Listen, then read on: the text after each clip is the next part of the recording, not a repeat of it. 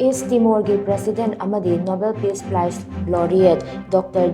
Ramos Horta May Thada Manipur lakkani haina malemgi shaknairabi Environmentalist Amadi Climate Activist Licypriya Kangujam phongdorakli. Wafam asi East Timor's President gi mingda saba Dr.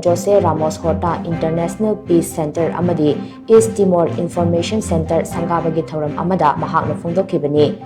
Tha asigi taramarida pangthokhiba sangabagi thoram aduda Licypriya Kangujam na hai President Dr.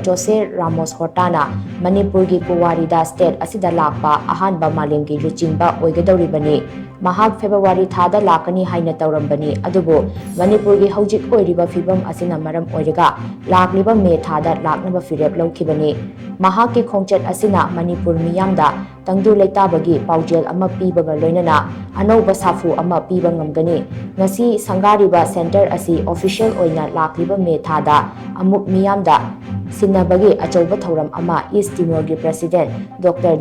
Ramos Horta na Chief Guest oiduna pangthokani. President Dr.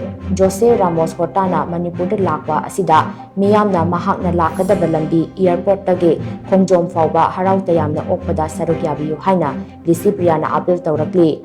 Thoram aduda New Delhi da laiba East Timor gi Ambassador in Charge Amadi Charge the Affairs Francisco Fernandez na hai ngasi Manipur da nauna hangdokliba International Peace Center Amadi East Timor Information Center asina India Amadi East Timor anigi mari hena nakshin na hanba ngamlagani.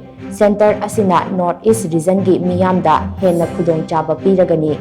East Timor chatningba singna visa, tourism, education amadi trade na chingbagi marik chumba pau kaya center asidagi lawba yagani.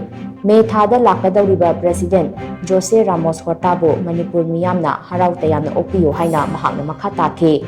Thoram aduda Hangabok AC gi MLA Suraj Kumar na arakpa mithungnen sing taramna oktuna AC asida asigumba peace center amadi mapal lebaki office ama hangdokpa asi nungai poi haina phongdokhi.